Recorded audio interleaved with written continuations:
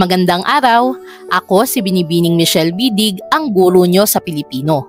Sa parabolang ito, tatalakayin natin ang isang mahalagang mensahe na inihayag ni Jesus na may kinalaman sa pamamahala ng yaman at pananampalataya.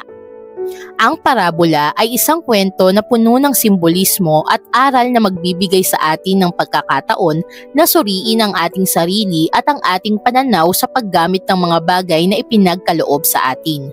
Sa pamamagitan ng kwento ng isang katiwala na may tusong estratehiya, malalaman natin ang halaga ng katalinuhan, pagkakatiwala at ang tunay na yaman na hindi nasusukat sa material na bagay. Habang pinapanood natin ang parabola, maaaring maglaan tayo ng sandali upang magnilay-nilay sa mga aral na maaaring maging bahagi ng ating pang-araw-araw na buhay. Sa pamamagitan ng pagninilay-nilay na ito, naway tayo ay magkamit ng mga bagong pananaw na maghuhubog sa ating pananampalataya at pamumuhay. Magsimula na tayo at tuklasin ang mga mahalagang mensahe na nakatago sa parabolang may pamagat na ang tusong katiwala, mula sa aklat ni Lucas, Kabanata 16, talata 1 hanggang 15. Nagsalita uli si Jesus sa kanyang mga alagad. May taong mayaman na may isang katiwala. May nagsumbong sa kanyang nilulustay nito ang kanyang ari-arian. Kaya't ipinatawag niya ang katiwala at tinanong, "Ano ba itong naririnig ko tungkol sa iyo? Ihanda mo ang ulat ng iyong pangangasiwa sapagkat tatanggalin na kita sa iyong tungkulin." Sinabi ng katiwala sa kanyang sarili, "Ano ang gagawin ko? Aalisin na ako ng aking amo sa pangangasiwa. Hindi ko kayang magbungkal ng lupa. Nahihiya naman akong magpalimos. Alam ko na ang aking gagawin. Maalis man ako sa pangangasiwa ay may tatanggap naman sa akin sa kanilang tahanan." Isa-isa niyang tinawag ang mga may utang sa kanyang amo. Tinanong niya ang una. "Magkano ang utang mo sa aking amo?" Sumagot ito, 100 tapayang langis po. "Heto ang kasulatan ng iyong pagkakautang. Dali, maupo ka't palitan mo, gawin mong 50. Sabi ng katiwala. At tinanong naman niya ang isa. "Ikaw, gaano ang utang mo?"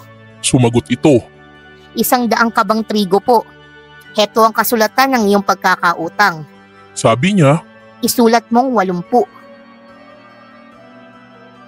Pinuri ng amo ang tusong katiwala dahil sa katalinuhang ipinamalas nito, sapagkat ang mga makasanlibutan ay mas mahusay gumawa ng paraan kesa mga makadiyos sa paggamit ng mga bagay ng mundong ito.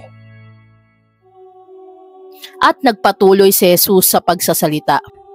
Kaya't sinasabi ko sa inyo, gamitin niyo ang kayamanan ng mundong ito sa paggawa ng mabuti sa inyong mga kapwa, upang kung maubos na iyon ay tanggapin naman kayo sa tahanang walang hanggan.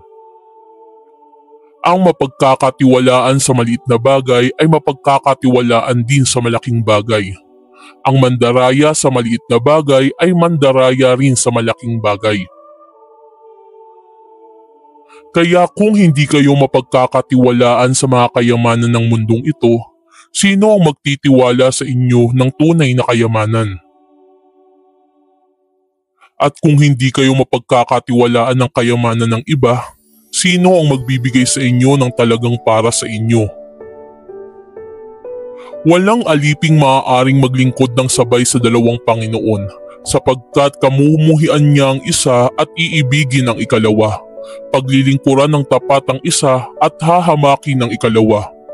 Hindi kayo maaaring maglingkod ng sabay sa Diyos at sa kayamanan.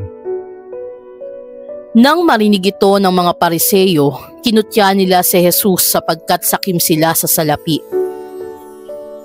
Kaya't sinabi niya sa kanila, Nagpapanggap kayong matuwid sa harap ng mga tao, ngunit alam ng Diyos ang nilalaman ng inyong mga puso. Sapagkat ang itinuturing na mahalaga ng mga tao ay kasuklam-suklam sa paningin ng Diyos. Wakas. Ang tusong katiwala, mula sa aklat ni Lucas, Kabanata 16, talata 1 hanggang 15. Muli, ako si Binibining Che. Huwag kalimutang isubscribe ang aking YouTube channel para sa susunod na aralin sa Pilipino. Paalam, hanggang sa muli!